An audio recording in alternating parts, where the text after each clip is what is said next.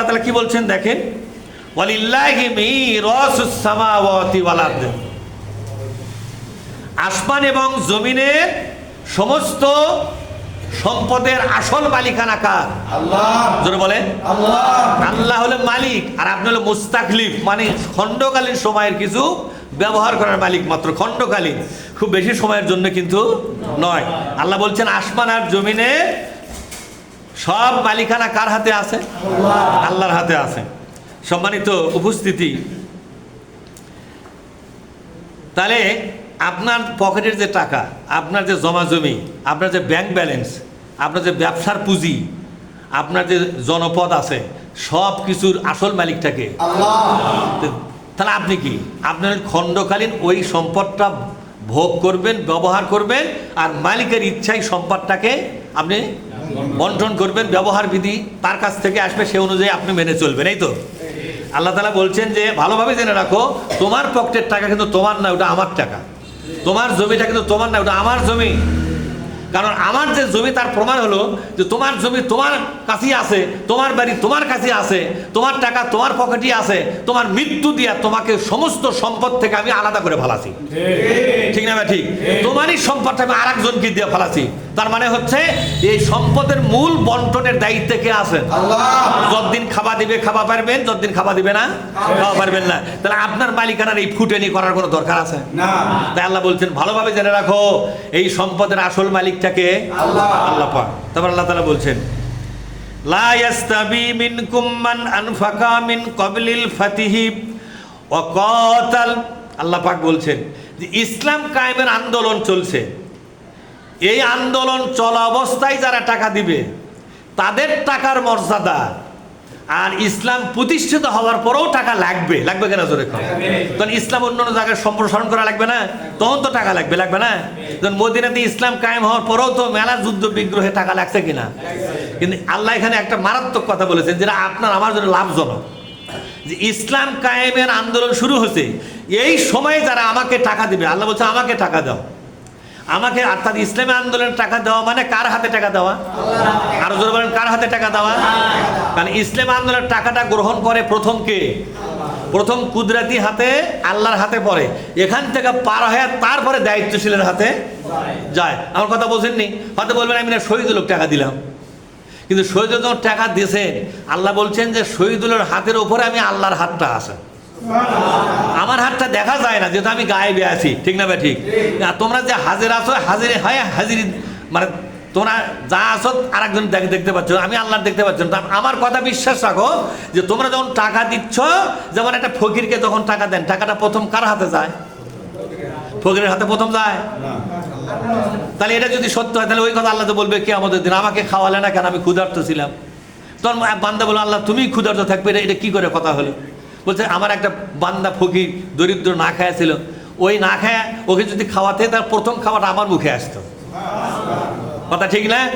তুমি যদি আমাকে একটু খাওয়াতে, আজকে জান্নাতের খাবার দিয়ে তোমার ক্ষুধা নিবারণ করে দিতাম। তখন বান্দা বলবো, আল্লাহ তাহলে তুমি একটা কাম করো, তুমি আর একবার না বাংলাদেশে পাঠাও, আমি সারা সম্পদ দেবাক মাংস খিলাবো। মাংস খিলালে সেটা তো তোমার মুখ যায়, এটা তো আমি জানতাম না আগে, কেবল বুঝতেছি। আচ্ছা তখন কেবল বুঝে আর কোনো কাম হবে না? বোঝা এখনই লাগবে। আল্লাহ তাআলা বলছেন যে যখন তোমরা ইসলাম আন্দোলনে টাকা দিচ্ছ, টাকা দাও দায়িত্বশীলের হাতে, দায়িত্বশীলের হাতে টাকা যাওয়ার আগে তার উপরে একটা গায়েবী হাত আমি আল্লাহর থাকে, ওটা আমি গ্রহণ করি। তো আমাকে যদি ইসলাম প্রতিষ্ঠা করার আগে তোমরা টাকা দিতে পারো, তাহলে ইসলাম প্রতিষ্ঠিত করার পরে যারা টাকা দিবে, তত টাকা দিবে, দলে দলে মানুষ আসবে না? আমাদের এলাকা যদি এমপি হয়ে যায়, মন্ত্রী হয়ে যায়, তাহলে মানুষ আসে এমনি বলবে, হুজুর বিলিং সিলিং কামা করছেন না, আমাকে ডাকবেন না, বলবে না? এবং ঠেলে আসবে, কখন কি লাগবে দিবে।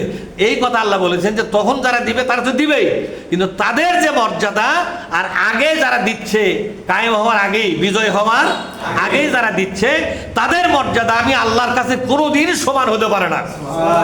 একটা হাদিসে বললাম যে বিজয়ের পরে, কিসের পরে? বিজয়ের পরে একটা উহুদ পাহাড়ের সমানও যদি কেউ দান করে, বিজয়ের আগে 1 টাকা দানের সমান নয়।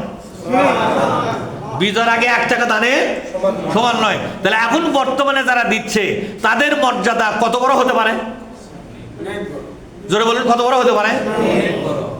আল্লাহ তাআলা বলছেন, ওয়াকাতাল এবং সংগ্রামের, অর্থ খরচ এবং সংগ্রাম এখন যারা তোমরা করতেছো, এখনকার মর্যাদা চিরকালের জন্য মহান মর্যাদা, এর সমতুল্য কেউ হতে পারবে না। তারপর আল্লাহ তাআলা বলছেন উলাইকা আযামু দারাজাতাম মিনাল্লাযীনা আনফাকু মিন বাদু ওয়া কাতালু। এই সমস্ত লোকদের সম্মান আর মর্যাদা এজন্যই বেশি যারা বিজয়ের আগে দান করেছে, বিজয়ের আগে সংগ্রাম করেছে। এই জন্যই তাদের সংগ্রাম করার কারণে তাদের সম্মান এবং মর্যাদা সকলের চাইতে বেশি। ওয়াকুল্লু আদাল্লাহুল হুসনা। তবে আল্লাহ একটা কথা বললেন যে বিজয়ের পরেও যদি কেউ ইসলামের পথে এসে কাজ শুরু করে, আল্লাহ পাক তাকেও সম্মানিত করবে, অর্থাৎ সম্মান মর্যাদা থেকে তাকে বঞ্চিত করবে না। তবে বিজয়ের আগে যারা আন্দোলন করবে, টাকা পয়সা খরচ করবে, তাদের লেভেলে আসতে পারবে না। ওরাও সম্মান পাবে, কিন্তু আপনাদের মতো নয়। আমার কথা বুঝতে পারছেন? আমি কি বানায় বলতেছি নাকি আল্লাহর কোরআনে সরাসরি হুবহু কোরআন। আল্লাহু বিমা তা'মালুনা খবীর। এই শেষের কথাটা বড় মারাত্মক। বান্দা, তুমি যদি মানুষকে দেখায় কাজ করো, সেটা মানুষ দেখলো, এর মূল্য কিন্তু মানুষ ছাড়া তোমাকে দেবে। মনে করেন আপনি মানুষকে সন্তুষ্ট করার জন্য খরচ করলেন, মানুষের কাছে প্রশংসা পাওয়ার জন্য কি করলেন? খরচ করলেন, তাই না? বড় নেতা আছে, আপনি একটু বেশি দিলেন, বড় নেতা যাতে আপনাকে স্মরণে রাখে, হয় না? এরকম হয় না? বড় নেতার কাছে একটু গ্রহণযোগ্য হওয়ার জন্য অনেক বেশি দিলেন। ছোটো ছোটো নেতা বলছে 100 টাকা দিলেই হবে। যেই বড় নেতা আছে করছে আমার নামে লেখেন 5000 লেখেন। তাহলে আমরা যখন বসলাম দিল কত? 100। আমরা ছোট নেতা, জেলার থেকে বড় নেতা আছে, এবার কত দিচ্ছে? 5000। এই মাঝখানে গ্যাপের কারণ কি? এই গ্যাপের মূল কারণ জানেন আপনারা? বড় নেতার কাছে নিজেকে পরিচিত করে তুলতেছে। আমার কথা বোঝেননি? যে একদিন না একদিন বড় নেতার কাছে গেলে কাজে লাগবে। তাহলে এই দানের পিছনে টার্গেট কি আল্লাহ না দুনিয়া? যেরকম আল্লাহ না দুনিয়া? এর টার্গেটটা হলো দুনিয়া, আল্লাহ নয় কিন্তু। তা আল্লাহ তাআলা কি বলেছেন? শুধু দুনিয়ার টার্গেটে, মান কানা ইউরিদু হারসাদ দুনিয়া নুতিহি মিনহা ওয়া মান কানা ইউরিদুল আখিরাতা নাজিদ লাহু ফি হারসিহি। কেউ যদি আখিরাত চায়, তার চাওয়াটা যতখানি আমি পূরণ করে দেব তার চাইতে বেশি। ওয়া মান কানা ইউরিদু হারসাল আখিরাতা। কেউ যদি আখিরাত চায়, যতখানি আখিরাত চাবে আমি তাকে তার চাইতে বেশি আখিরাতের মর্যাদা দিয়ে দেব। তার চাওয়াটা যতখানি মর্যাদার চাওয়া হয়েছে, আমি তার সাথে অনেক বেশি দিয়ে দেব। আর যারা দুনিয়া চায়, নুতি মিনহা, আমি তাকে দুনিয়া দেব, কিন্তু কিয়ামতের ময়দানে তাকে জাহান্নামটা বরাদ্দ করে দেব। আমার কথা বুঝতে পারছেন? তাহলে এখানে আল্লাহ তাআলা বলছেন, বান্দা, যখন তোমরা কোনো কাজ করবে, কোনো আন্দোলন করবে, কোনো সংগ্রাম করবে, এই যে আপনি একটা ময়দানে গেলেন, সেখানে কথা বলার সুযোগ পেলেন, অনেক নেতারা আছে সেখানে খুব ভালো ভালো বক্তৃতা দিলেন, এই তো কথা, এই ভালো ভালো বক্তৃতা দিলেন, কিন্তু আপনি যখন একা একা চলতেছেন তখন মুখ ফুটেও একটা কথা ইসলামের বের হয় না।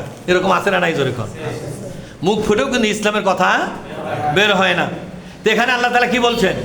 মানুষকে দেখাবার জন্য তোমরা যে ইসলামের কথাগুলো বলো, কিন্তু তুমি যখন একা পথ চলো তখন তো এই ঝুঁকিলে ইসলামের কথা বলো না। সুতরাং তুমি যত কাজ করো, যত কথা বলো, যত দান করো, তা আমার দিকে খেয়াল করে করো। কার দিকে খেয়াল করে করো? আমার দিকে খেয়াল করো। ইল্লাবতিগা ওয়াজহি রাব্বিহিল আলা। শুধুমাত্র কার সন্তুষ্টির জন্য? আল্লাহর সন্তুষ্টির জন্য আপনি যা করবেন, যা বলবেন, ওয়ালা সাউফা ইয়ারদা। আল্লাহ পাক বলছেন, অবশ্যই অবশ্যই আমি তোমাকে আনন্দিত করে দেব। তোমার ইহকাল এবং পরকালটা এমন করে দেব যে পরকালে তোমার সম্মান আর মর্যাদা দেখে তুমি খুশি হয়ে যাবা, যে আল্লাহ আমার জন্য একটা বড় রকমের সম্মান আর মর্যাদার ব্যবস্থা করেছেন। জোরে বলুন সুবহানাল্লাহ। আল্লাহ তাআলা বলছেন, এটা হলো সূরা হাদীদের আপনার 10 নম্বর আয়াত।